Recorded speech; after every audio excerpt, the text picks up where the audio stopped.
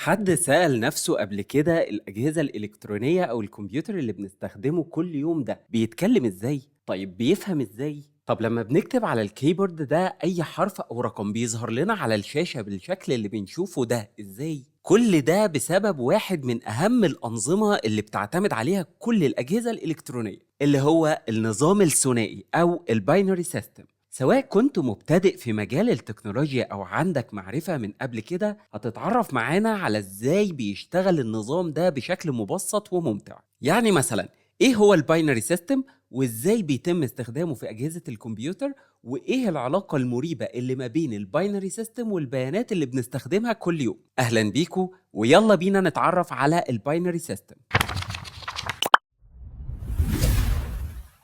الباينري سيستم أو النظام الثنائي هو نظام عد، يعني بيعد أرقام علشان هو مش بيفهم غير أرقام، بس مش بيعرف يستخدم ولا يفهم غير رقمين بس اللي هما الزيرو والوان. معروف برضو باسم نظام عد الأساس 2 أو 2 بيز، على عكس النظام العشري اللي هو الديسيمال سيستم اللي بنستخدمه تقريبا كل يوم واللي بيعتمد على الأرقام من 0 ل 9. زي ما قلنا من شوية إن النظام الثنائي بيعتمد على الزيرو والون علشان يعد الأعداد ويفهم المعلومات. طيب يعني إيه الكلام ده؟ تعالوا نعمل مثال بسيط. عندك الرقم 5 مثلا في النظام العشري بيتكتب 5 عادي، لكن في النظام الثنائي بيتكتب 101. كمل معانا الفيديو وهنقولك إيه اللي جاب الخمسة لل101.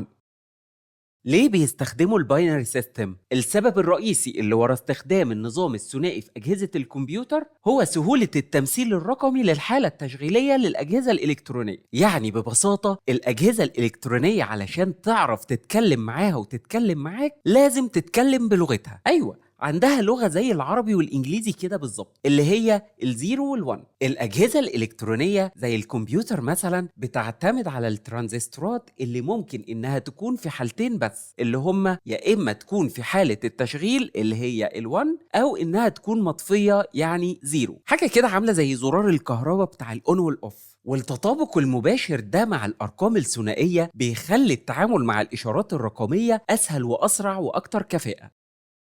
كل البيانات اللي بنتعامل معاها يوميا سواء كانت كتابات أو صور أو فيديوهات أو حتى برامج بيتم تحويلها لشوية أرقام ثنائية علشان يتم معالجتها عن طريق المعالجات اللي هو البروسيسور. واللي ما يعرفش البروسيسور بيعمل إيه بالظبط فهو بيستقبل كل الأوامر والبيانات اللي بتكون متخزنة في الرامات ويعالجها، يعني بينفذها على أكمل وجه وبعدين بيبعتها خلصانة وتشطيب سوبر لوكس لبقية مكونات الكمبيوتر علشان تظهر لنا بالشكل اللي بنشوفه قدامنا ده. المهم ازاي بقى عملية التحويل دي بتحصل؟ كل حرف او رمز بيتم تمثيله بمجموعة من الارقام الثنائية. يعني مثلا الحرف A بيتحول علشان الكمبيوتر يفهمه ل 01 000001. وممكن كمان شوية نقول لكم ازاي بيقرا الحروف ويفهمها ويحولها. نفس الموضوع ده بيحصل مع الصور، بحيث انه بيحول كل بيكسل لسلسلة من الارقام الثنائية بتمثل لونه وشدته.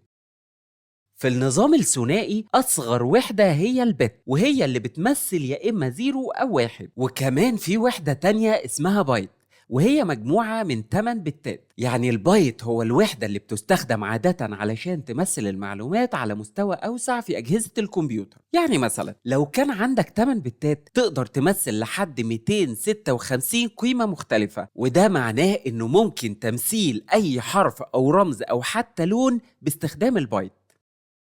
تعالوا نعرف مع بعض ازاي الارقام بتتحول من النظام العشري اللي هو من 0 ل 9 للنظام الثنائي اللي هو عبارة عن 0 و 1 بس. خلينا نقول لكم عليها بشكل بسيط خالص ونرسم مستطيل متقسم ل4 خانات. مثلا في الأول كل خانة منهم هنكتب فوقيها رقم. هنبدأ ب1 والخانة التانية ضعفها يعني 2 والتالتة هيبقى 4 والرابعة هنكتب 8. يبقى كده رقمنا الخانات بتاعتنا. الخانات دي بقى هنكتب جواها الواحد والزيرو اللي الكمبيوتر بيفهمهم لما نيجي نقول له أي حاجة. في أول الفيديو اتفقنا إن ال1 يعني حالة الأون والزيرو يعني حالة الأوف. يعني مثلا لما نيجي عاوزين نكتب رقم 5 هنعمل إيه؟ هنكتب في الخانة اللي رقمها 1 1 والخانة اللي رقمها 4 1 برضو، وباقي الخانات هنكتب فيها أصفار. فهيجي الكمبيوتر يعدي على خانة خانة يعمل اللي أرقامهم 1 أون واللي أرقامهم 0 أوف. فهيجي يحسب اللي أرقامهم 1 كام، هيلاقي الخانة اللي رقمها 1 بلس الخانة اللي رقمها 4، يبقى الإجمالي كام؟ 5. وعلشان كده رقم 5 الكمبيوتر بيفهمه 1 0 1. لو بصينا على العمليات الحسابية في النظام ده هتلاقي هو في النظام العشري. يعني ممكن نعمل العمليات الحسابية في النظام الثنائي زي الجمع والطرح. لو هنعمل الجمع بالباينري يبقى 1 زائد 1 هيساوي 10، زي ما بنجمع 9 زائد 1 في النظام العشري فبرضه مجموعهم 10. طيب بالنسبة للطرح، لو عملنا 10 ناقص 1 هتساوي 1، والعملية دي شبه الطرح في النظام العشري برضه. النظام الثنائي مش بس بيستخدم في الكمبيوتر، ولكن في كتير من الأجهزة الإلكترونية التانية زي الموبايلات والتلفزيونات وحتى الأجهزة المنزلية الحديثة. وفي شوية أمثلة شغالة بالباينري سيستم برضو زي التشفير. بيستخدموا النظام الثنائي ده في التشفير الرقمي علشان يأمنوا البيانات. والذكاء الاصطناعي برضو بيعتمد على الخوارزميات اللي بتشتغل على البيانات الثنائية. ده غير الألعاب الإلكترونية، كل حركة وكل رسمة في الألعاب بيتم معالجتها وتحويلها باستخدام النظام الثنائي. طيب هل الباينري سيستم ده ليه مزايا ولا بيستخدموه كده وخلاص علشان مش لاقيين غيره مثلا؟ ايوه طبعا ليه مميزات، زي البساطة اللي هي سهولة فهم وتمثيل النظام الثنائي باستخدام حالتين فقط اللي هما الزيرو والوان. تاني ميزة الاعتمادية، بسبب طبيعته بيكون النظام الثنائي أقل عرضة للخطأ مقارنة بالأنظمة المعقدة. تالت ميزة اللي هي الكفاءة، علشان بيعتبر النظام ده هو الأمثل لمعالجة الإشارات الرقمية.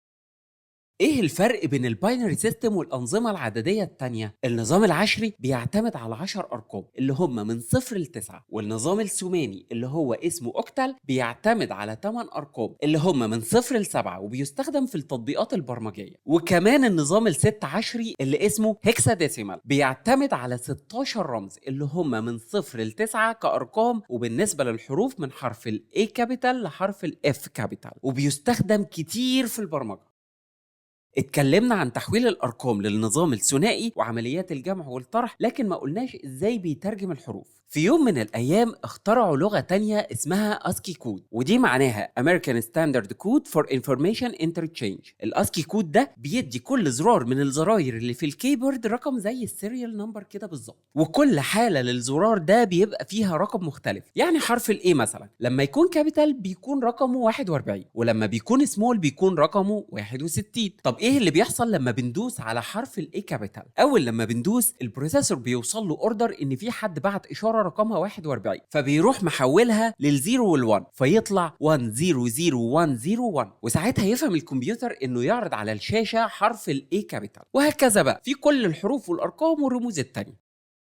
بس كده خلاص، مستنيينكم تكتبوا لنا في التعليقات ايه المعلومات اللي كانت بالنسبه لك جديده ومذهله، وايه المعلومات اللي دايما بتدوروا عليها ومش لاقيينها، علشان نتكلم عنها في الحلقات اللي جايه. اهم حاجه تنساش تعمل لايك وسبسكرايب علشان يوصلك كل جديد، واستنونا الحلقه الجايه.